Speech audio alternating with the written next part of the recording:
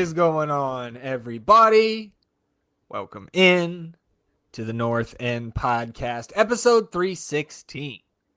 My name is Zach Graham, your host here in the North End, joined, as always, by my good buddy. He's on record as my best friend. His name is Ian Michaud, and we call him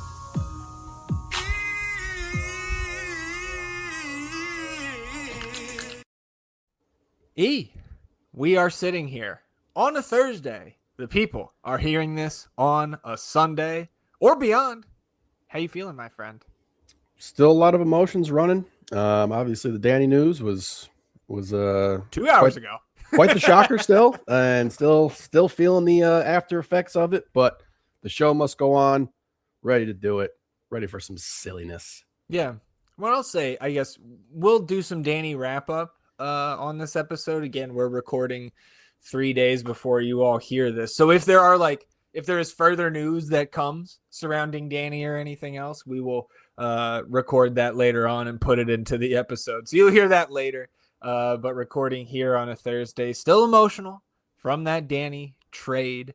Got a couple pieces of news to touch on, then mostly listener questions here today. E, of course, going to touch on last business day, some of the nonsense at the end as well. So should be a fun episode here. We are, less than 3 weeks away now, 2.5 weeks away from an MLS match at Q2 Stadium. So things are really going to rev up here. Of course, the team also, on Friday, playing against Querétaro. So if something comes of that, we will splice it in here in a few minutes. Before we get into episode 316, want to remind you, as we always do, you can support the show financially for free just by downloading the audio versions of our episodes. Wherever you get your podcast, toggle on auto downloads. That'll support us in that fashion going forward. You won't have to think about it again.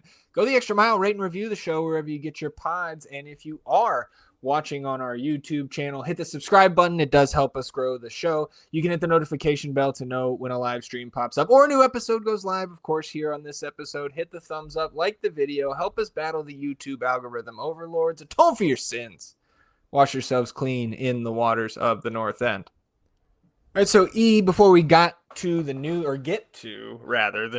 of the week, did want to highlight this blood drive going on this coming week. This is going to take place on July 7th at Q2 Stadium in the Lexus Club, right? So We Are Blood here doing their blood drive. And if you are a blood donor on the 7th, you can see it on the screen right now. You will get this collab jersey between the club and We Are Blood. We have seen these jerseys in person. We were actually gifted some of these. I forgot mine before we started recording, so I don't have it right here on the pod. So I apologize, Adam, but we appreciate those.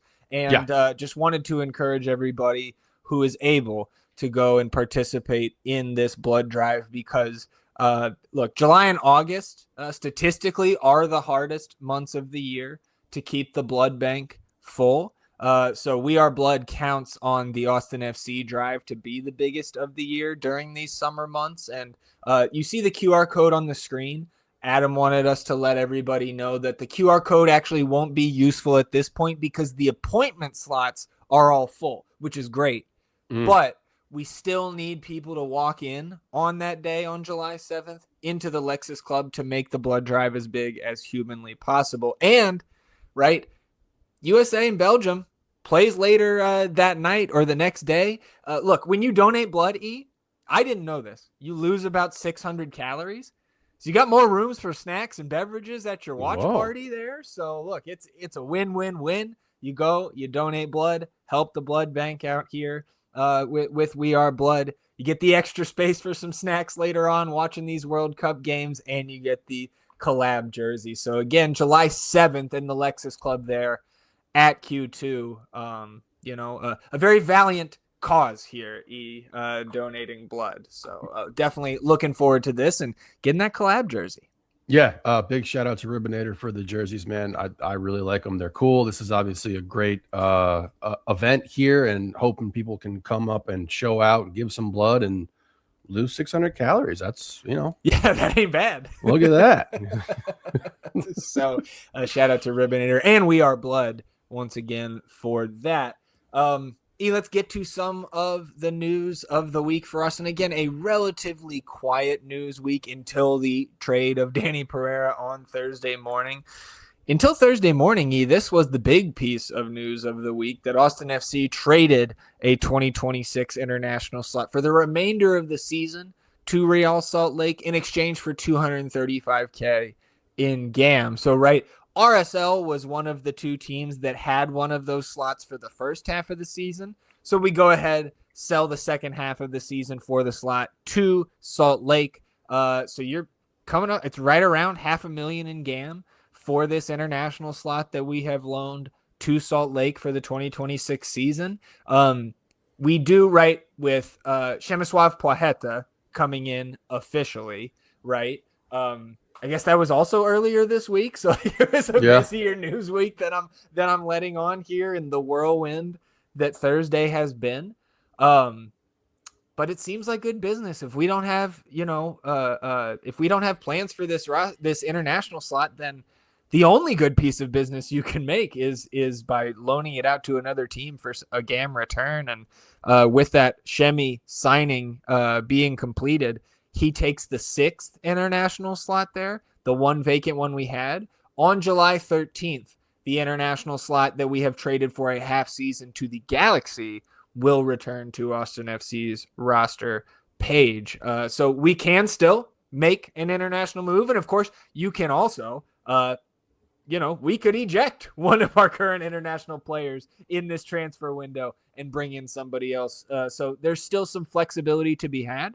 Although, I don't think we should be too surprised if at some point between now and the end of the window, we loan that 7th spot either back to the Galaxy or to another team. I'm not surprised if that is how this plays out either. But again, man, the name of the game this week has been accumulating GAM going forward. And that's good. Yes, that's a great thing. And we're really stocked up now in the coffers there with the Dani move and this as well. And if you're not going to use that other international slot, then I'm all for loaning it out, getting some GAM back for it, and moving on from there.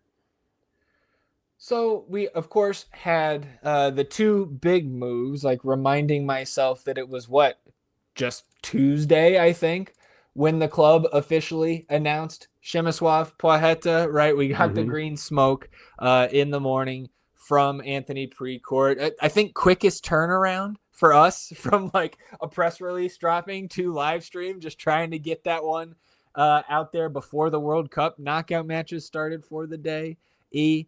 Anything else for you on Shemi right now, right? We've seen pictures from the club, pictures from the player, his wife over here now, I believe he said this is his first time to the United States. Of course, making comments, about how hot it is. And it's just like, oh man, you're cooked, bro. But nothing has changed for me in terms of my excitement to see what Płacheta can do with our team. Because even though it's not the most exciting signing we've made, he's still super fast, and that can be really dangerous in this league. So I'm interested to see how he acclimates both to the team, to the weather, the new surroundings, man. Because again, we need some hope from somewhere going through this second half of the season, and potentially Shemi can provide some of that. Yeah, my excitement has been tempered a little bit. Again, I said it on the Dani live stream that I don't think that the organization had any way out of this, and that this wasn't necessarily the guy that they wanted for the new regime and the new plan moving forward here. But with that pre-contract and all that stuff that was going on with Shemi there, he's here. I welcome him. I'm intrigued to see how he fits. Am I super excited about his arrival? Not necessarily, but again, he does have top tier speed. And we know in this league, particularly in the waning moments of games, if you can get a guy on there who can take the top off of a defense, you can change the outcome of a match, which has happened to us plenty of times and countless other fan bases across, the MLS here. So welcome, Shemi. Happy to have you here. Let's see what you got, man. Get those burners fired up. And of course, Dani Pereira traded on Thursday morning. And as we sit here, right, just a few hours removed from this news coming across. Not too, I mean, my thoughts don't differ too much from what we said on the live stream earlier this morning, right? Like, it feels like good business, but like, I don't say it feels like good business. It is good business. Yes. And dare I say great business on paper, but like the final grade for this move comes down the road when we see how the club utilizes the massive amount of general allocation money secured in this transaction. And again, I'm also like, I would love to know at some point, shout out to Verde Nation and We Are Austin TV for going to the Montreal side of things and seeing that Montreal is reporting that Austin will retain a portion of Danny's salary cap hit this season. Again, I see you shrugging your shoulders. It, like I said on the live stream, that doesn't matter to me really what it is, but just because I like the number, I want to know. So, anything else for you on the Danny move right now? Again, if there is, we could say this: if there's more news on Danny between now and Sunday, we'll talk about it here. I'll keep it succinct. Great move. Love you, Danny. Thanks for everything. Best of luck up there. Hope it works out, but this is clearly a sign and signal that we are moving in a different direction, and you can't argue with the GAM figure that came back in. You really can't. No, historic, not at all. I mean, I wish him the best of luck 33 times a year because we're gonna see him every year now. Yep. So I was thinking about this before we recorded today, man. That first game against us, he's gonna be hungry. Yeah, I would think. Yeah, Right? I'd like to see that. At us. Yeah. A couple hard fouls out there. I'll take it. Yeah. So, again, I echo all those sentiments. Best of luck to Danny. All right. Well, we do have some Sunday items to talk about here, E. So splicing this into the episode we recorded on Thursday, somewhere in there, let's hit on these topics that have popped up over the last 48 hours or so. First, we can stick with the friendly from Friday morning against Querétaro, right? The Los Gallos Blancos, as it were, E. Nothing from Austin on this match. The only information we have is from social posts from the visitors. So you can glean both the scoreline, which was a 1-0 victory for the visitors. Ali Avila scored in the first half. And that was the only goal scored, 2 45-minute halves, so nothing crazy, right? Sometimes we see them play additional periods in these kind of preseason matches. But you can see from these images on Instagram, Riley Thomas, Micah Burton, Guilherme Biru, Mirtu Azuni, probably the biggest name, certainly the most expensive player that is that there's evidence of out there on the pitch for Austin. You see Mateja Djordjevic, little Jean Kolmanich in the background if you're watching on the YouTube. There's Jorge Alstue, and there's Jules Berry. So again, you go through the majority of these names for Austin. There's another Biru pulling on one of the opponents there on his jersey. That's all that Querétaro had for us on Instagram. But I think you can see from the player personnel, that was very much the first friendly of this second preseason. More second team guys, I think you see in there. I mean, some, Riley Thomas, Micah Burton, those guys have these first team deals, but these are mostly FCito players that we're seeing in these images. So I think sometimes we take some things away from these preseason friendlies. I am personally not taking much at all outside of I'm fingers crossed, no injuries in that match, and good for the guys to get back out there competing. Yeah, I mean, that's literally all I was going to say here is that I really don't care too much as long as everyone stayed healthy. It's really all I got. Yeah, and I mean, it's a little bit short-handed, right? We know that some of those second team guys have been, Irvin Torres, Micah Burton, Riley Thomas have been in these first team trainings during this second preseason, and to lose Danny now in the trade, to have Robert Taylor bought out, not that he was participating in practice much due to the injury, I think, before the break. But you have to pull up some of these other guys like a Jules Berry. Like that was the one name that did surprise me, or one guy that surprised me in those images. But it's preseason. So Yeah. anything else for you on this one? We've got Tampa Bay on Wednesday. No, just can't wait to get back, man. All right. So we did get late Saturday night. Of course, happy 4th of July to everybody. Hope it was a safe one for everybody out there.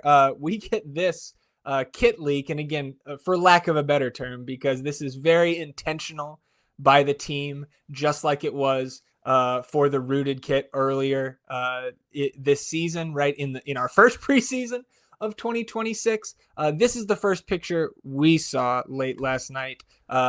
Gina Hinojosa and Willie Nelson. You see Willie there modeling the new Violet Crown third kit there, So we have a couple other images here. There was also one of Willie with James Tallarico there, and then a couple of Willie wearing them on the stage out there at the Moody Amphitheater at the F1 track. And you see some of the different angles of this. So I'm gonna toss it to you first. What are your initial impressions? And I'm just gonna kind of keep cycling through these images here on the YouTube.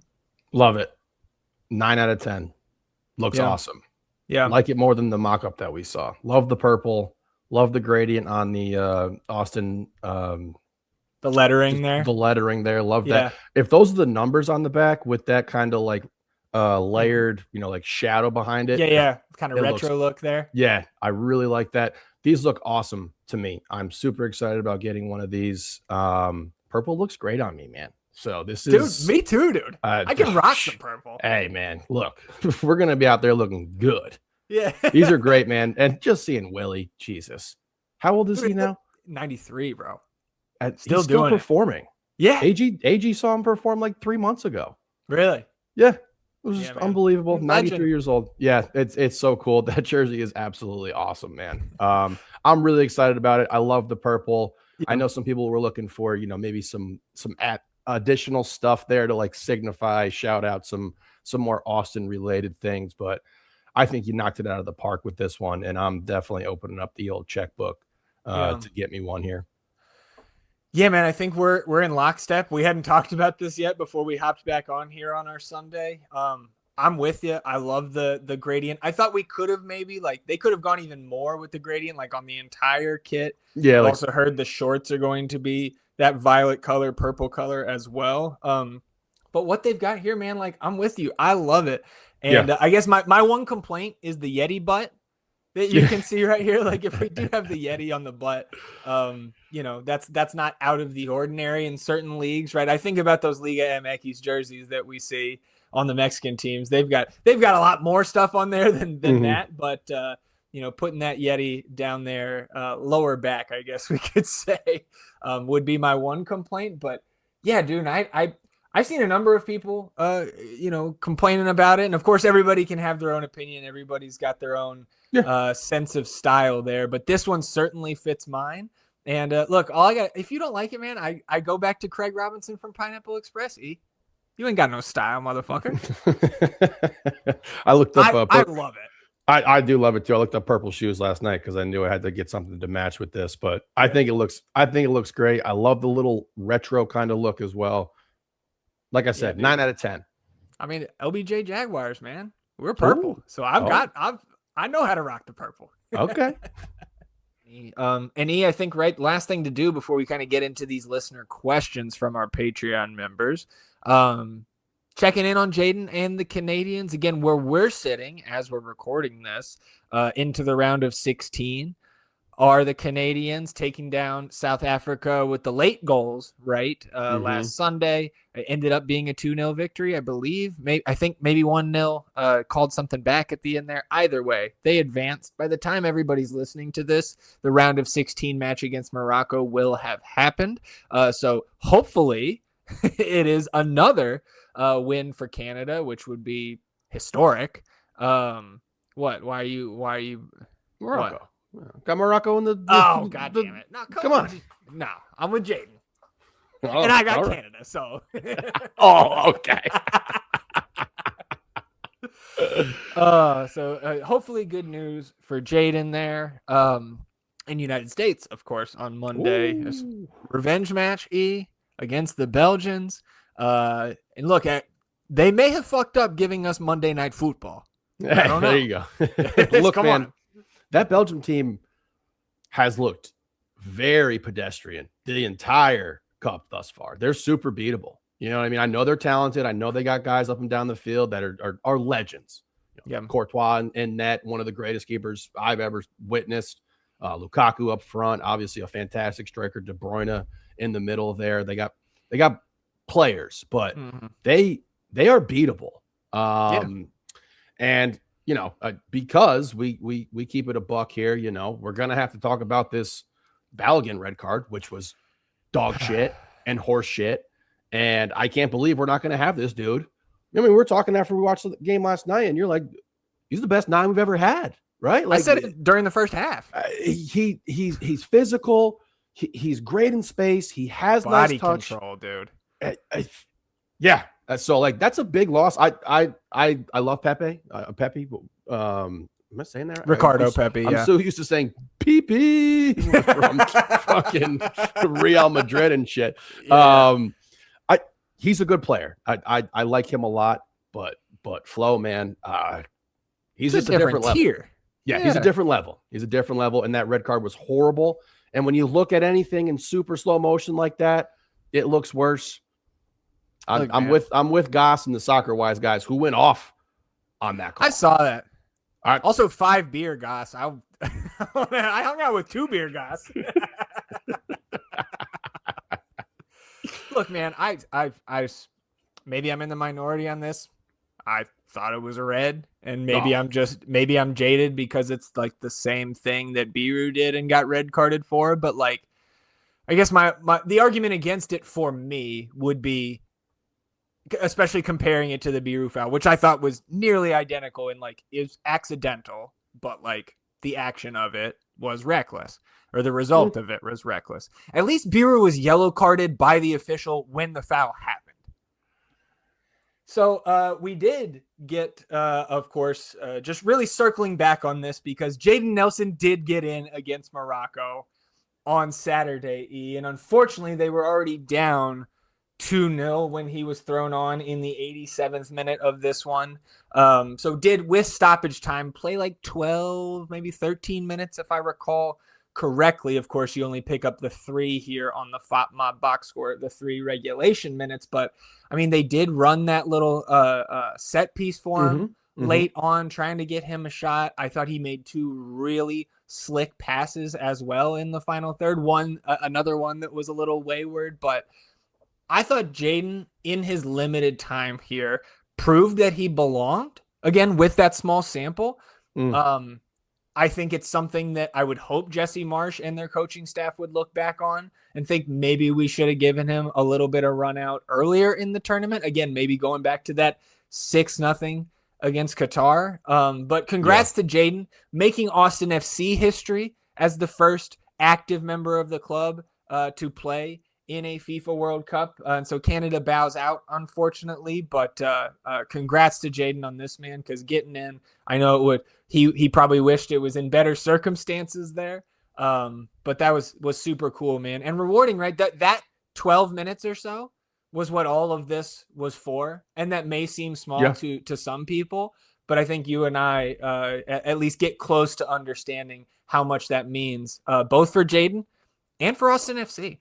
Yeah, this is a huge accomplishment for Jayden and his career personally, and I hope he uses this as a growing opportunity. You get some time here. You're playing against a very good team, a team I think might be a dark horse to at least make it to the final. They're really talented. That shot by Jayden was great. You mentioned those couple passes that he had as well. He looked fine in his time there. So I'm just really happy for him, proud of him, and like you said, made history here. Yeah. You know, Austin FC history. That's great. So hopefully he can build on this. Still 23, man, you know, so you're going to get some looks at 27, I would imagine, if things go according to plan with Jayden. So congrats to him, and thank you to Jayden for making some history for Austin FC here. Yeah, and speaking about Morocco, man, I'm hoping Saibari, who had to go off early, right, is able to come back for their next game. Yeah, he's good. If you're a Morocco fan, I'm sure you were a little bit worried when that was, you know, in the first half hour, he's got to come off. But, you know, we already talked about on this episode, Flo Balogun's red card, right? And how, you know, I said I wasn't, you know, too upset about it in the moment. But I would certainly take some sort of crazy news coming across here on our Sunday afternoon. The Athletic reports that Balogun will be available for Monday night's match against Belgium. I believe it's technically Article 27 of the FIFA bylaws, I think, allow them to suspend a suspension, I think is the words there. So basically, we can make it up as we go along. And there was a tweet that I saw, I want to say maybe from Ben Jacobs, that I think the White House did reach out to FIFA.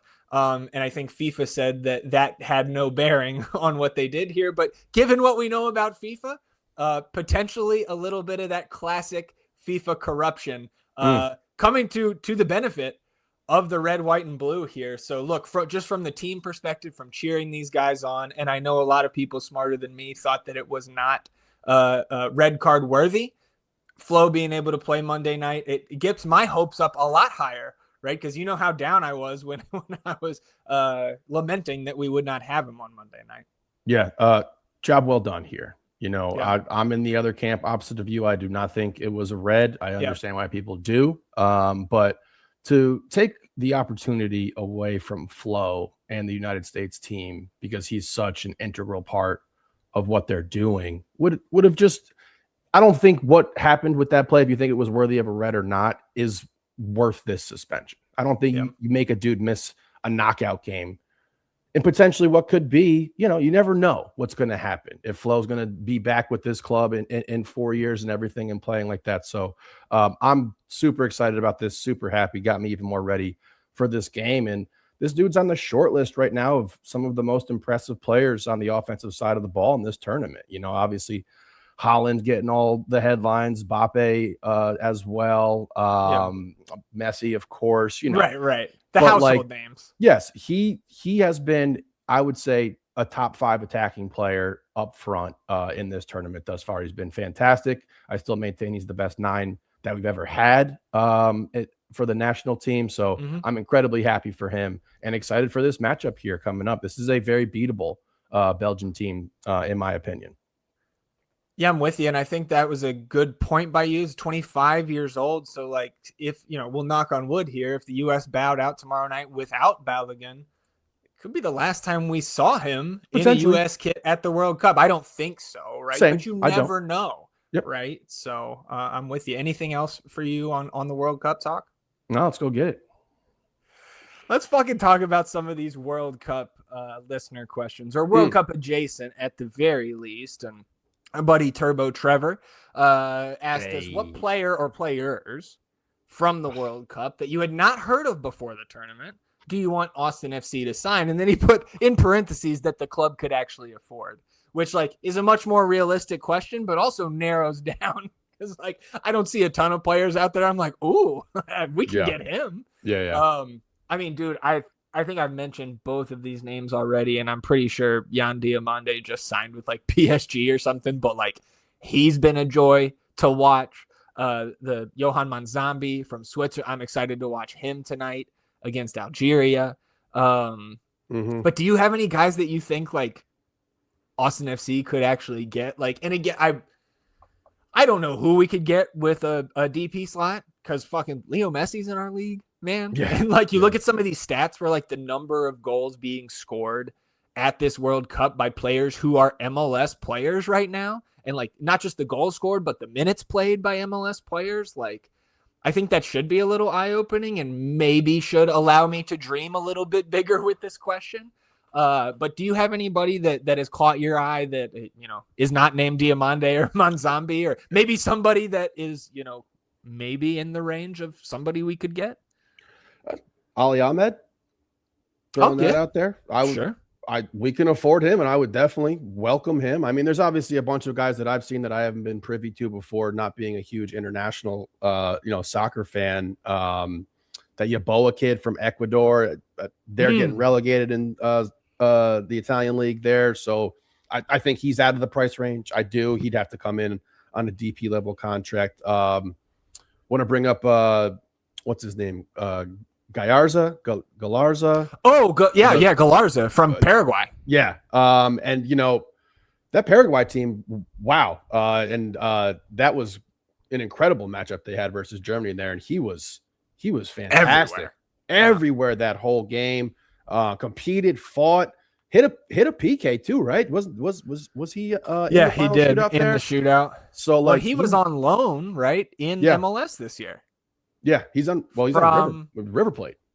Yeah, loan to Atlanta in the first half of the season. I think the loan is over now, so you could potentially go grab him for half a season. I don't know. Yeah, that might be the most realistic name that we can come up with because he's already been here. Yeah, 24. Same with Ali Ahmed. He's in Norwich now. But that kid really popped off the screen for me in that game, and obviously in a matchup with a team that was super talented.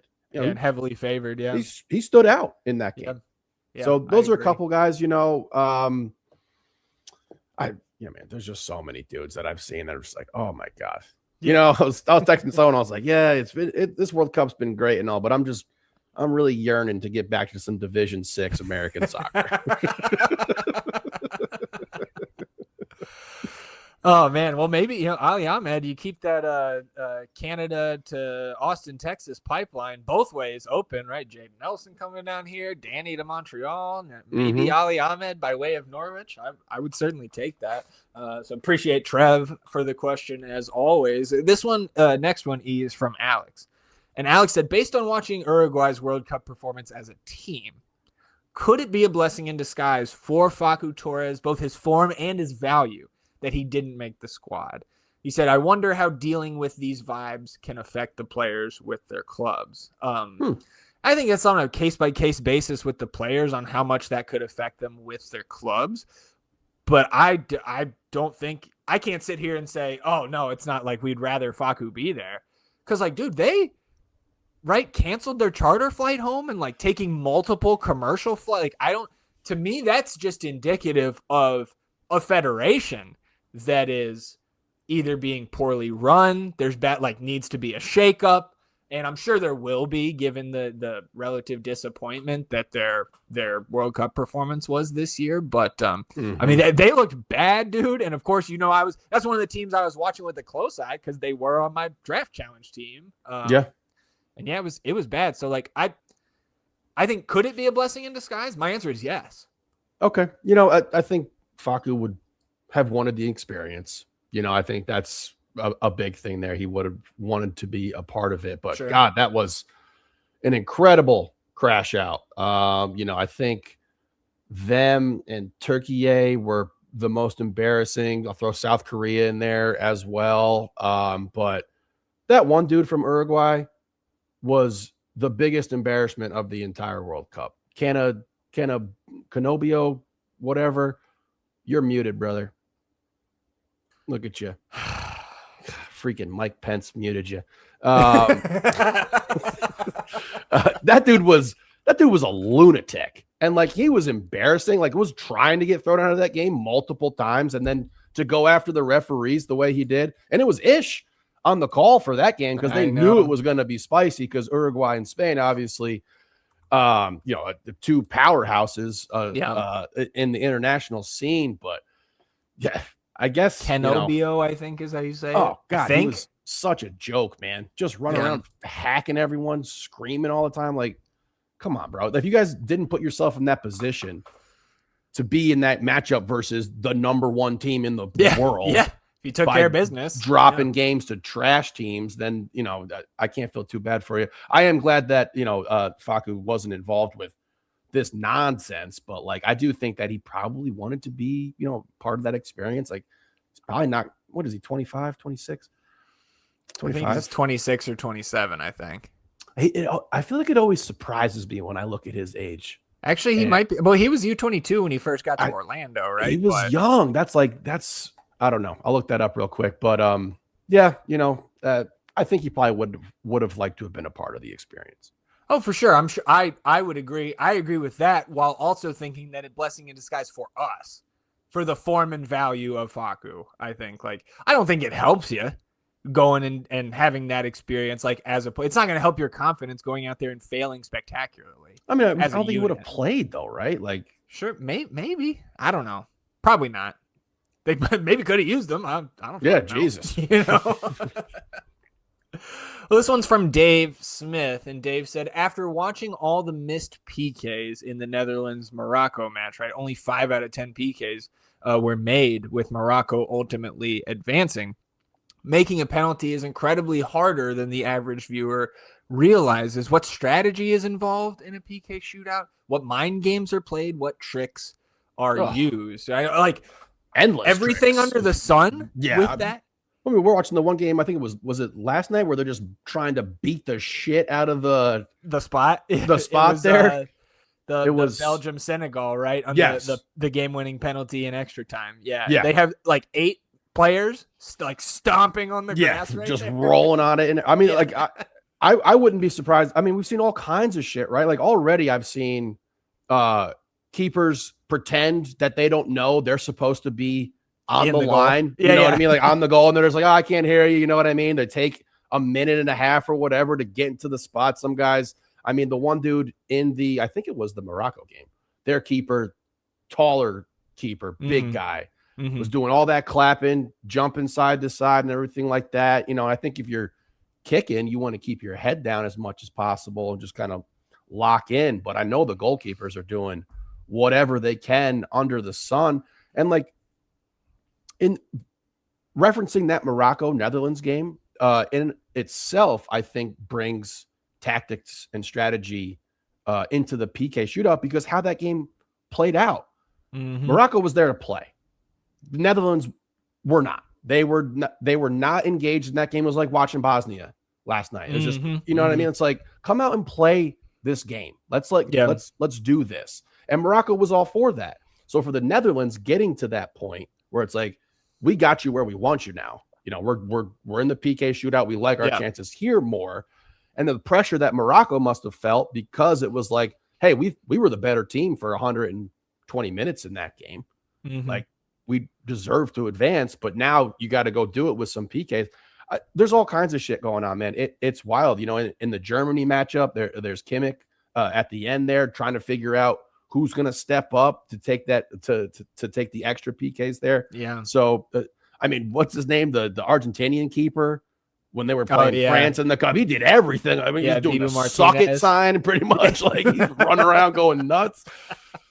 So it is fun to see the tactics and the way people approach it. And obviously, it's just like you said, it's much more difficult than people, some people, you know, more casual kind of fans might be just turning into the cup and not following soccer outside of that experience, because it's right there in front of the net. Yeah, dude, the pressure of that moment, like massive. And like strategy too, I think comes into play even before the shootout, because if you're a coach, you're about 2-3 minutes from the final whistle in extra time, and you've got a sub, like, get a better penalty taker on for somebody who's not going to take one. Things like that. So, and that's I'm constantly intrigued by like the order of the way these coaches set up, and sometimes like to know that it's not the coach, like where, like you said, Kimmich sitting there, like who's going to take the next pen, and nobody's stepping up. And like you sit there with Jonathan Tah, right? Takes it, sends it over. And it turns out he's never taken like a competitive penalty kick with Germany or something. I think that's what I saw somewhere. Again, I don't fucking know. I'm reading all this stuff on my timeline, but didn't seem like the best kind of planning and strategy going on there with the Germans in their shootout. It's fun. And I mean, that's a good coach. That's a good question for Coach Cowell too. So he'd have a lot more insight onto like how you want to do it, what game state would make you change tactics or what have you. And like the order, like you said, bringing that up, it's like most of the time, right, you want to have your closer, someone batting in the cleanup spot who's your guy, but like you might not get to him if you don't make your first 3 or 4. So like you putting that person up at front, it's cool. I enjoy the aspect of it and the gamesmanship of that kind of stuff for sure. Let's get to the next question here. And this is from the Corner Cabal in section 108. And they were asking us, which one of our players would be at the top of your list in terms of benefit for the money earned versus the negative impact of the contribution to team performance and culture. Basically, who gives us the most money in an outbound transfer, but is the hardest to say goodbye to? Obviously, personal gain of the player, like playing in Europe, might be hard to exclude from the equation. I think we just saw one of those answers. One of them, yeah. Get moved with Danny. And my answer is very simply Owen Wolf. Yep. At this point, just because of the return that we can get back. Like, obviously, there are other players who would leave big gaps in terms of performance and responsibility in their role on the team if we were to move them on. But in terms of the return, Owen would be my answer, especially now that Danny's out the door. And we saw a good return for that. Yeah, for sure. Owen was my number one. And then I'll go to my boy Biru there. Yeah, okay. That's fair. That's fair. You'll get money for him. Yeah. No, the hole he leaves would have been much larger if you didn't have Joseph Rosales to be able to slot in there after that. Point. If it was like Komanich coming in, that'd be a huge fucking gap between those two. Yeah. So I'd go Biru, like a 2 on that list there. Okay. Yeah. Well, I saw some people too discussing maybe Rosales too. Fuck. Yeah. Although you would have to get a return, right, because of the cash for, like, we would have to cover that first, whatever of the amortized fee is left, like, before we started turning a profit on that. I'm not saying you couldn't sell them for more. I think you probably could find a buyer that's willing to pay more than, I think it was 1.5 mil cash for that we paid for that, if I'm not mistaken. But yeah, man, like, I don't know, with Danny on the outs, like, we've seen Rosales play in the defensive midfield this season and be fine. Like, could he be one of those guys that develops into a Jim Curtin ball winner? I don't know. But that, if you made Rosales more of a midfielder consistently, that gives you the opportunity to keep Biru around. I'm not saying that's what we're going to do, but that is an avenue they could take. Let's move to another Dave Smith question here. And he said, do you think that Coach Curtin's non-negotiable direction for the players to applaud and recognize the fans after games may reduce the number of fans who leave early if we are losing? I'll let you answer that first. No. People are going home, getting on Mopac, driving, being miserable, whatever they got to do to get back. Yeah, I don't think it'll have too much impact. I'm with you. I think the people who are predisposed to leaving early from any game are going to do it. Maybe, I'm not saying it's zero people, right? Like maybe there's a couple people that, especially if they're doing that every game, whereas in the past that had, it's not the same win, lose, or draw in terms of those guys' enthusiasm to clap the fans and stuff. So maybe some more people do catch on to that it's going to happen regardless, especially those with young kids who like to go down there, right? Particularly northwest corner where they can get some autographs and stuff by the tunnels on the other side of the pitch as well. So I could see that, but I don't think you're stopping people who are like 85th minute, you're down 1, but we're leaving. I don't think you're stopping those folks to beat the giant rush coming out of Q2 Stadium, which doesn't exist, at least to me, compared to other stadiums. So appreciate Dave for the question there. This one comes from Scott, and he says, based on the current status of the coaching staff and players, what is your realistic expectation for how the team ends the season? And this question was asked before today, E. So we've stated the expectations over the last couple weeks for us, which has been still make the playoffs. Like, not shocked if they don't, given where they're at. But that was still with the talent floor that this roster still has, that had been our expectation. But with Danny on the outs now in Montreal, I said it on the stream, I'll say it again here, man. Like, my expectation is lowered. I still think you can make the playoffs. A lot of things have to go right. Probably another inbound player in the midfield that can start over some of those guys who we still have. Or maybe that guy's maybe Irvin Torres comes in and starts crushing, man. Like, again, I think that's a really low percentage outcome. And again, like, similar low percentage outcomes exist with Duber taking a step, with Besard Savovich turning back into a soccer player that he supposedly once was, right? Like, things like that do exist. But I think now my enthusiasm for, like, really getting behind, like, fucking 9th place. Come on, man. Like, because there's no benefit to not make like this in the NBA. right? It's not the NFL. The like being the worst team and getting the first pick done, unless you can get a Danny.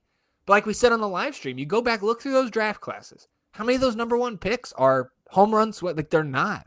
Yeah. We got super lucky with Danny. And like sometimes those guys are there. They do exist, but like it's just not the same thing. Like you should still be going for it. So now I'm less expecting the playoffs and still clinging on to some hope for it with Danny gone. Just because of unless we change the formation and style of play, which we could do. Again, like this is further context provided. My expectations will fluctuate throughout the remainder of the season. But where we sit here today, just moving Danny, I'm more discouraged about those chances to like get up into the wild card or beyond sitting here today. Yeah, I still expect this team to make the playoffs. I do. You're good enough. You're talented. I mean, even all right, you take Danny out of this equation right now. Yeah. Where would this team rank talent-wise in the history of our organization? It's still way up there. Yeah, it's still up there. Yeah. Just pure talent-wise, I'm talking just like top to bottom. It's up there still. Yeah. And it's just it's so fucking crazy to think about the start of this season, which seems so long ago at this point in time, where it was just like on paper, yes, this was the most talented team that we've ever had. Right. Yeah. And to be sitting there at the start of the season, knowing the BV situation, knowing we weren't going to get him until, the later part of spring, to have the Owen stuff come through there, Jaden dealing with injuries and just pleading the entire time, keep your head above water, boys, so we can see this team at full strength. And now to be at this point where it's like, we just traded the first pick we've ever had here as a club and moving guys around, buyouts and what have you and stuff like that. It's like, it never came to fruition where we got to see this club potentially at its peak. But I still think this team is good enough to make the playoffs. I'm looking at the table right now, and, you're 3 points behind San Diego, who is 3 points behind the Galaxy for the 9 slot. I think San Diego is better than Galaxy. I think I agree. Than Minnesota. I think they're better than us. I think they're better than Houston. And then I got to see what happens with this Dallas club. I think they're good. But they've been off to a really great start. Is that sustainable? We'll see. Am I a bit of a hater? Yes. Yeah. Can someone please buy Petar Musa? Yeah, I was going to say, they might sell him. Get him the fuck out of Texas. Also, Gabriel Peck potentially on the move is the rumor right now. There's a lot of disgruntled assets in the league right now, and teams that want to move guys. Like, we're not the only club that's like searching for some answers here. Like, it exists elsewhere, and those are two great names, and Musa and Peck.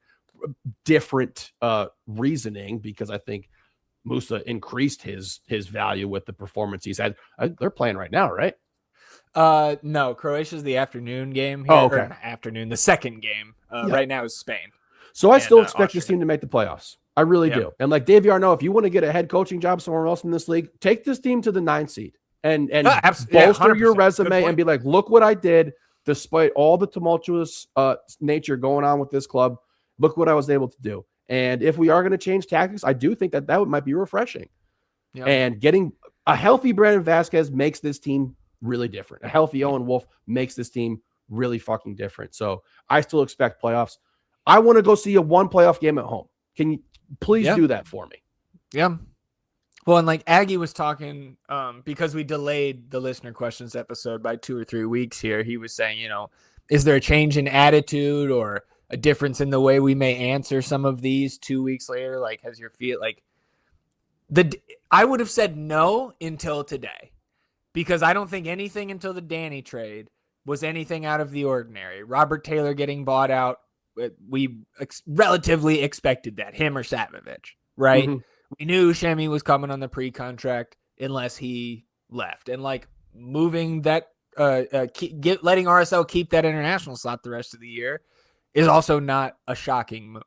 But the Danny trade is surprising, and that's where I started to change my tune. I know you just went through, like, not only are you not changing your expectations, but laid out a good case on why your expectations are still a playoff game, like, and like hopefully one that we get to watch at Q2 Stadium. But like, is anything like, I think for me, I'm still I'm waiting on the context of the window that is still 11 days from when we're recording from opening, because so much more can and likely will happen So of course that's what will be two times a week here pretty soon, and you will hear the changes in expectations and all that stuff on the fly there, Ag. So I don't know if you had anything else to add on that, E. No, I'm good. So from Scott Klein here, he said, now we're getting into some of the nonsense questions here. You know, we're always going to have some of those. And Scott was asking, this is an important life choice question. What is your favorite type of French fry? He said, thin cut, thick cut, waffle cut, curly fry, or are you a tater tot man? And he says, as a follow-up, what is your go-to condiment or dip for your fried potato of choice? And this allows me to step in and propagandize for the only acceptable ketchup. I'm sorry, Texans who love Whataburger. Heinz ketchup is the best and the only ketchup. Now, if I like you and I see a Whataburger spicy ketchup in your fridge, I'm just going to judge you a little bit. But if you've got Hunt's or you've got Monarch or you've got some other bullshit, I'll throw it in the trash and go to the corner store and buy you some Heinz. I've done it before, E. Damn. So my answer is way more focused on the right type of ketchup rather than my favorite cut of fry. Do you have strong feelings on either of those? I like to take my ketchup, put a little Tabasco in there, mix that up, put a little Crystal in there, mix that up, give it a little heat. Okay. Crystal is a Louisiana hot sauce, not Crystal meth. Right. Just good clarification. Yeah. Okay.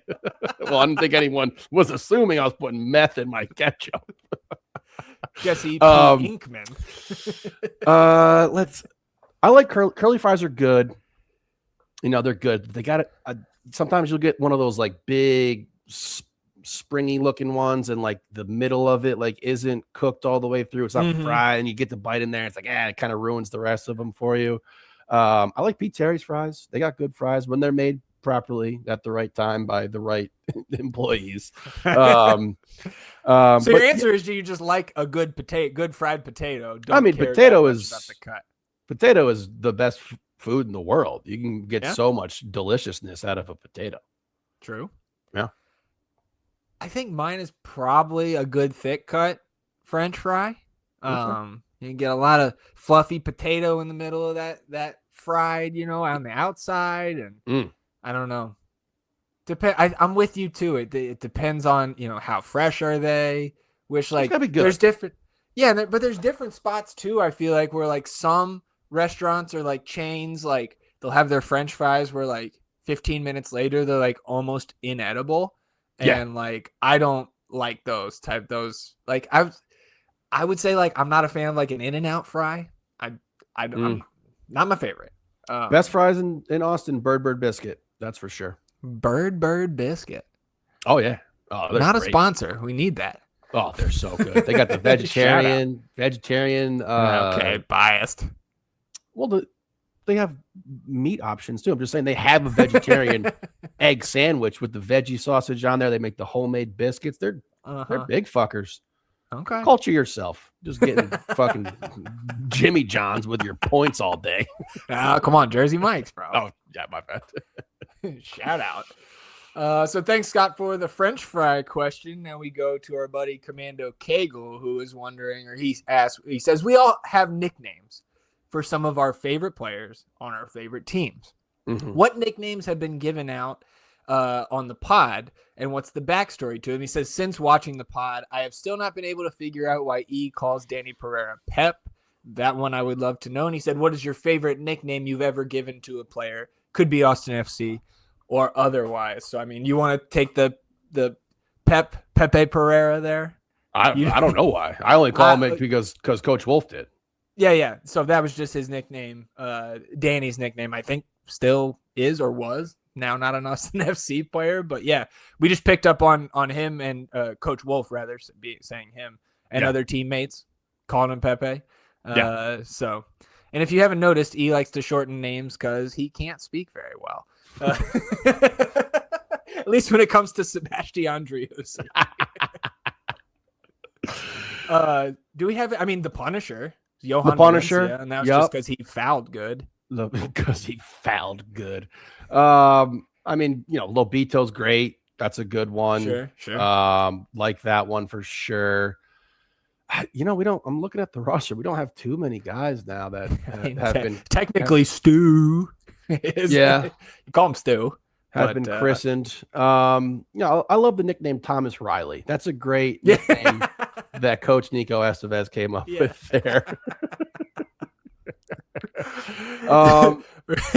Riley Thomas. Is that, if you put it in parentheses in between, Riley Thomas. I'm trying to think of elsewhere that nicknames I have given to someone, like a player, person. I don't know if I've, nothing's coming to the top of the mind. Funaki.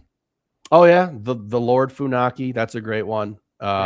Steven Adams for the uneducated there, NBA player, one of the strongest humans alive. I got him beat probably. Well, one of 17 or 18 brothers and sisters.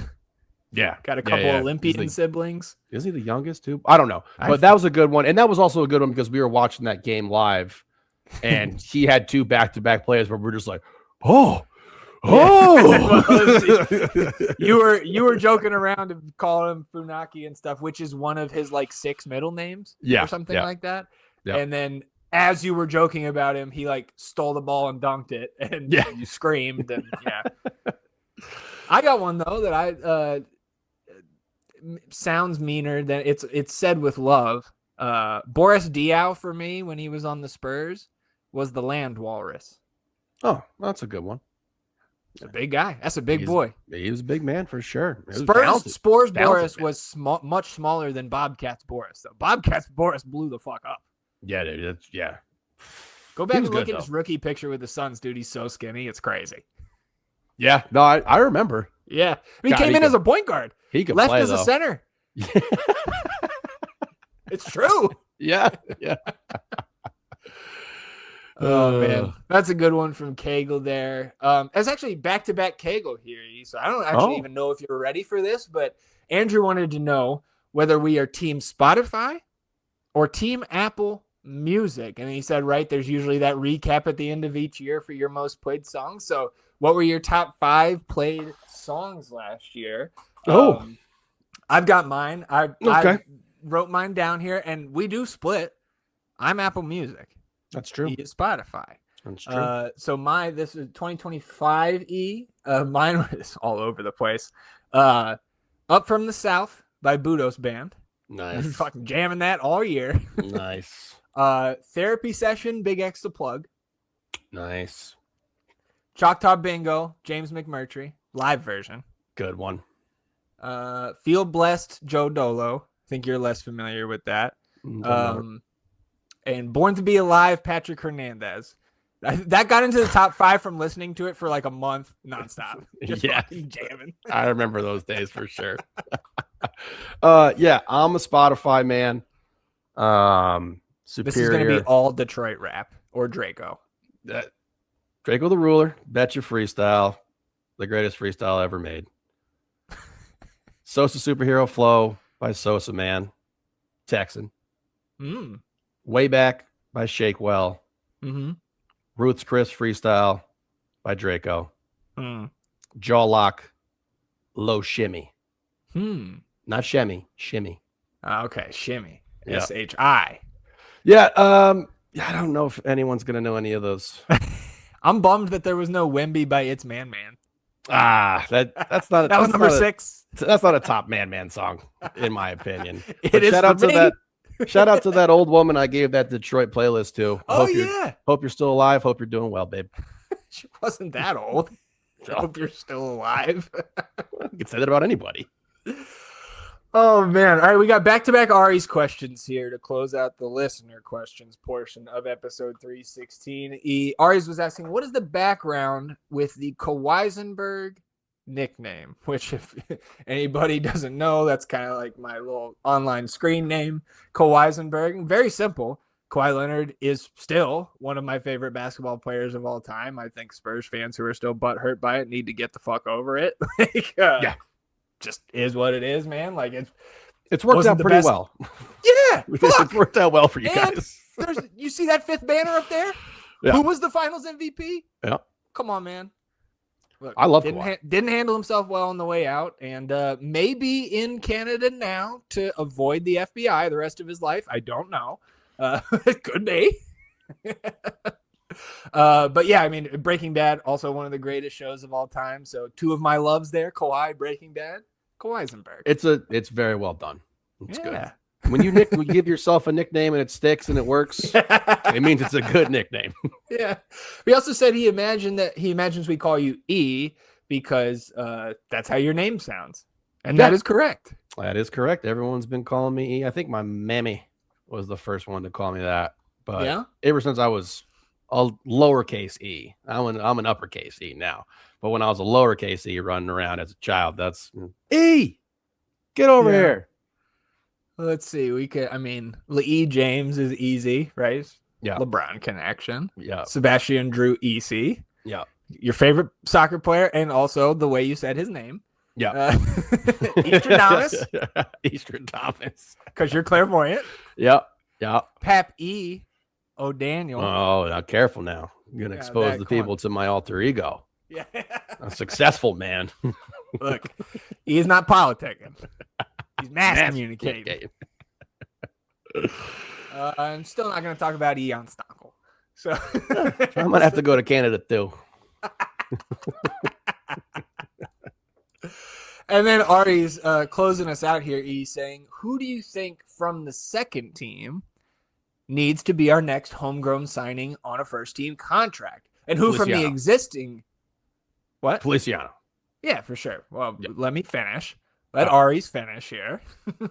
Who from the existing supplemental portal should not be renewed to keep making room for any new homegrown signings? That is. So Eric Feliciano, definitely my answer as well. I would not turn my nose up at a contract for that kid literally tomorrow. Nope. Outside of that, man, like waiting on somebody to step up. Yep. Come on. Show us something for sure. We've been waiting on Micah a little bit to take that next step. Irvin, opportunity is presenting itself now. If you can really seize that and make your mark, then I'll feel better about that. But there's nobody that I'm like, oh God, if we lose that guy, I'm pissed. Yeah. Well, I mean, we want and I love CJ, love Damian, love these guys.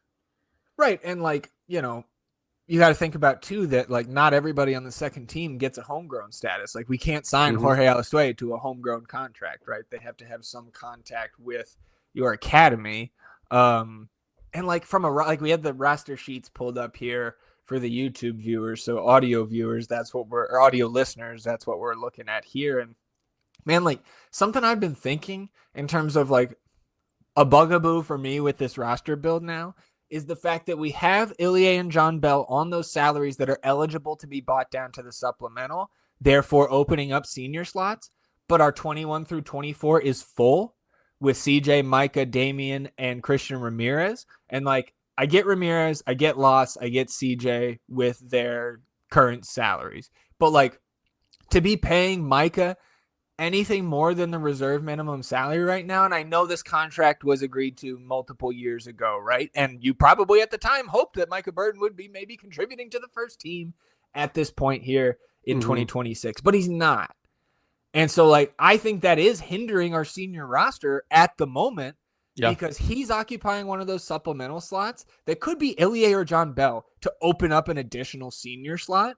I'm not shocked if that, again, I would still be pretty surprised if he doesn't see out the rest of this contract. I would also be surprised if Micah Burton gets another contract with us that is anything above that reserve minimum salary, because I do think that is an inefficient piece of the roster build on paper that he is in 21 through 24 and not 25 through 30 in terms of the roster slots there on the supplemental. So that's something I'm also keeping in mind right now, Ari's, is that I would like to clean those top four slots up a little bit. I think those should be mostly for our veteran senior minimum salary players, a la Christian Ramirez after waivers, Ilie coming into the last stages of his career, John Bell getting the 100% raise, I think, year over year. So it's close to that, but still being eligible for the supplemental. That's good business, but we got nowhere to put him.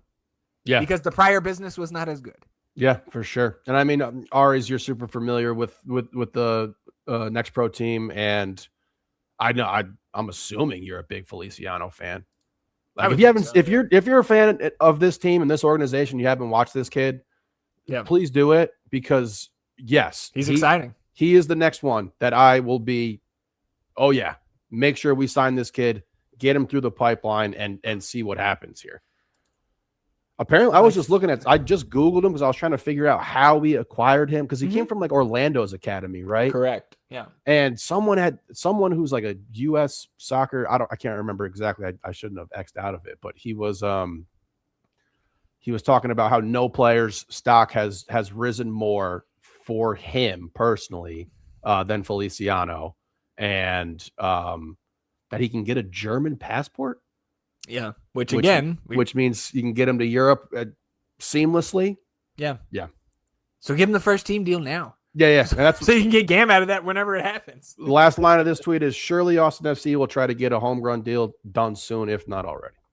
Yeah. Something we could see this window. Yeah, that'd be great. And I would be happy about it. Yeah, I would be happy about that for sure. Well, we appreciate all of the listener questions from our Patreon members. Anything else for you here on the first team? Nope. Come on down to Palmer Field where the champions play. Get ready for the game. It's last business day.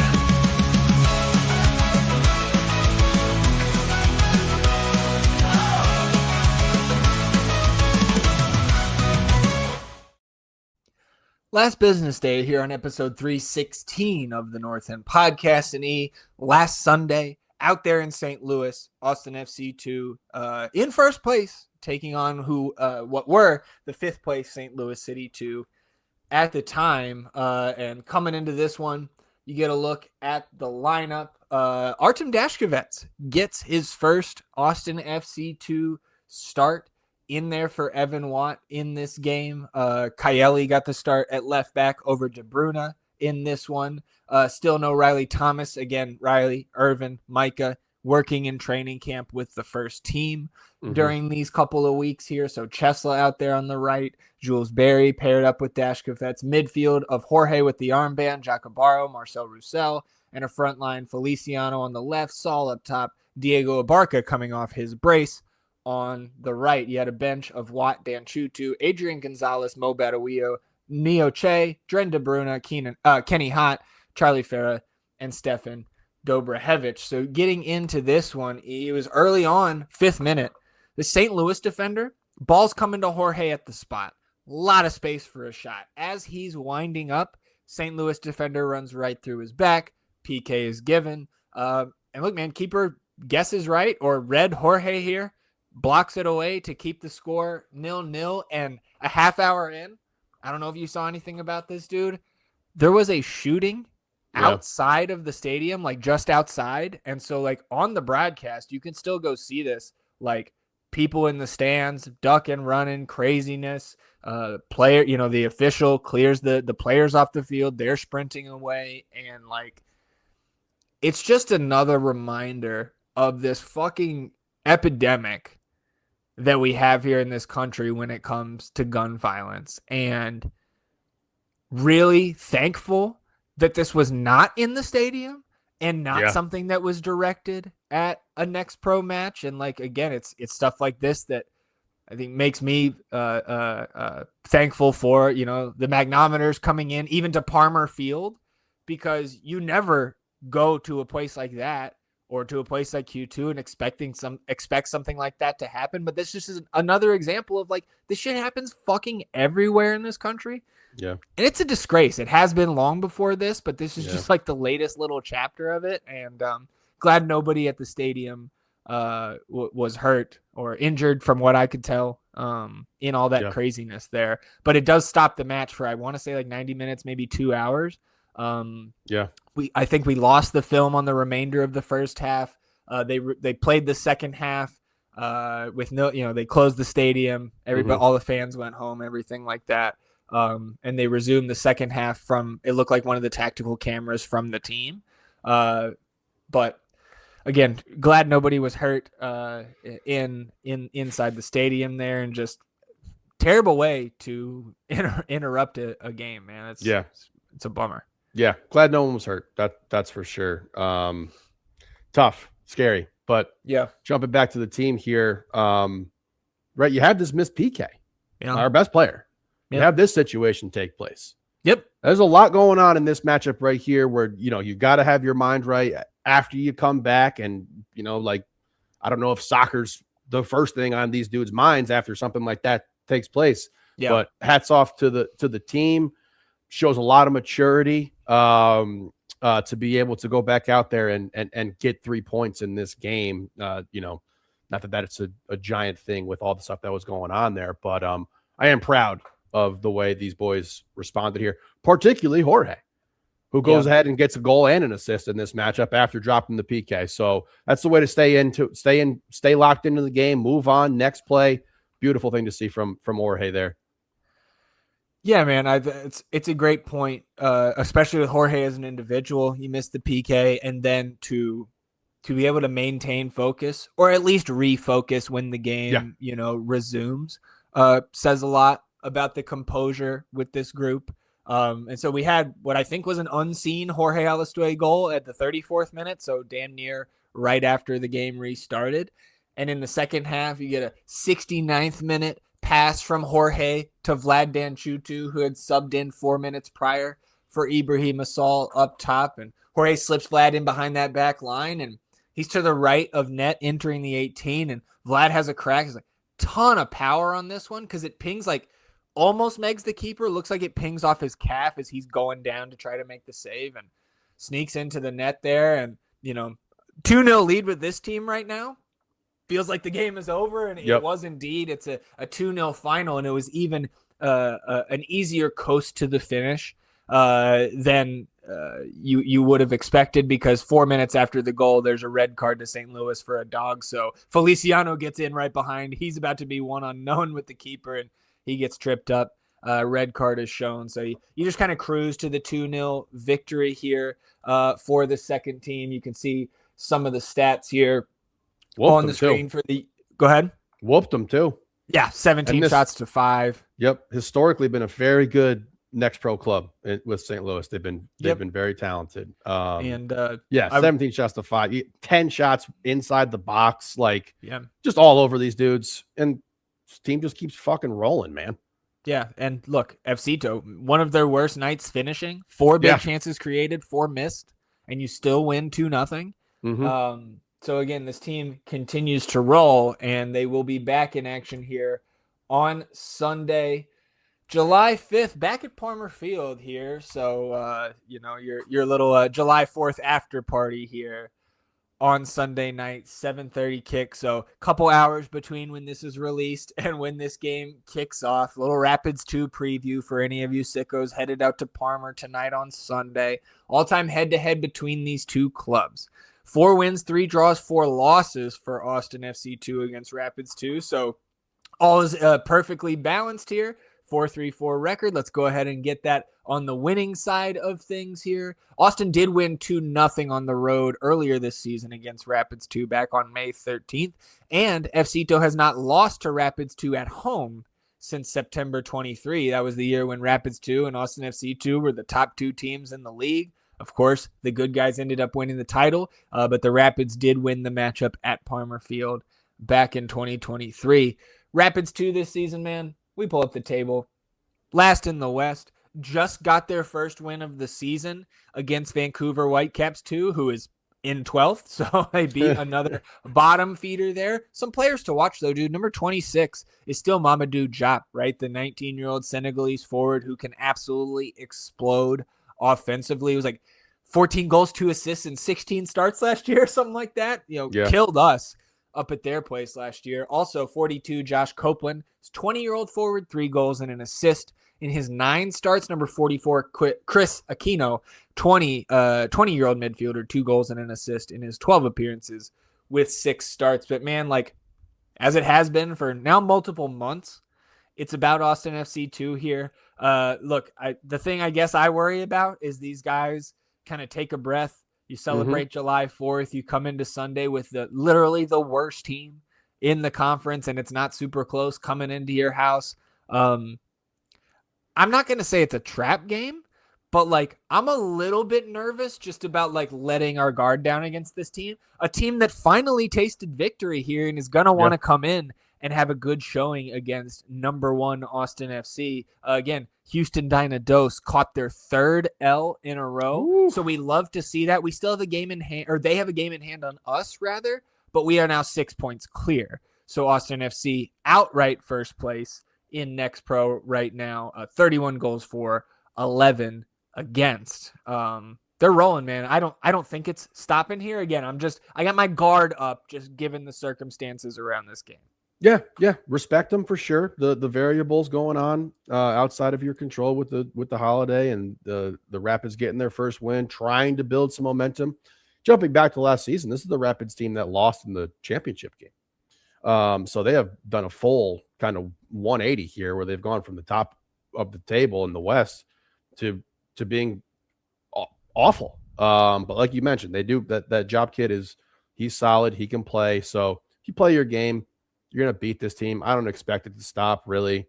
And, at this point, I saw on the stats there versus in the St. Louis matchup, 4 big chances missed. Like, are we going to, like, pick these stats out to be like, oh, well, you could, you know what I mean? But, like, and you look at the results, plus 20 goal differential right now. This team's kicking ass. And 3-0. Yeah, 3-0. Yeah. I'll go 2-0. But again, I think B Mamadou Diop come in and surprise you. Outside of that, I think you're cleaning this one up. So a 3-0 for E, 2-0 for me. Don't care how you get it done, boys. Keep the streak alive. And E, this is currently 9 games in a row. 9-game win streak is the longest win streak in Next Pro's short history. So keep extending that, man. Set this bar so high that it is not eclipsed in our lifetime. You would love to see that. So keep climbing, boys. Don't care how you get it done. Just bring us the 3 points. And since we were recording 3 days before release here, I don't think there's much point in looking at our draft challenge scoreboard. I guess maybe you want us to, because I think you're up. Are you like 2nd or 3rd right now in that? Jones is still in 1st. All right, we'll pull it up. We'll pull it up for you. I don't want to. I don't want to sell you short. All right, you're in 5th. AG. Yeah, AG. Well, I got Spain coming through here. They're up 2-0 right now. So I should jump everyone. Jump to 1st, yeah. Yeah, you'll be tied with Jones there. Yeah, you can pull this one up if you want. You can pull the best ball standings up if you want. It's going to all be the same. It's going to all be the same. Oh, man. So we'll check back in on the scoreboard on next episode. Anything else for you, E, before we shut it down here? Just one little interesting tidbit here. Columbus Crew at the top of the Eastern Conference. Give us an Austin FC 2, Columbus Crew 2 championship matchup, baby. Oh, yeah. We would take that. Wasn't that the final in 2023? Was it? I'm pretty sure we won in Columbus, I think. It's either them or Nashville, but I think it was Columbus. Huh. I don't know. Look it up. Let's get LeBron on a supplemental if we can do that. That's what I was trying to do on the Spurs, bro. Next got my hopes up for, I don't know, 36 hours. Yeah, Columbus. We would have the ultimate. Dude, if LeBron would have come to the Spurs, we would have had to start a new podcast called Spurkle Jerk. Spurkle Jerk. You saw Wemby taking free kicks the other day? That's from last summer. Come on, I'm the ultimate Wemby historian. Man, he can make those, but not a couple of free throws, huh? Crazy. Fuck you, guy. Hey, it was Columbus Crew. So, let's do it again. Smack him again. All right, everybody. Before this devolves into complete insanity, we'll go ahead and shut it down. We appreciate you tuning in and sticking with us here in episode 316 of the North End Podcast. We are back next Sunday reviewing the week that was in the Austin FC universe. And, of course, hit that notification bell because it is live stream season. As 2 of those popped up last week, we're still waiting on a sporting director, and the window opens in about a week. So enjoy your week, everybody. We'll do the same. We'll see you back here next Sunday for another episode. Till then, he's E, and I'm Zach. Vamos Austin FC, everybody. Goodbye.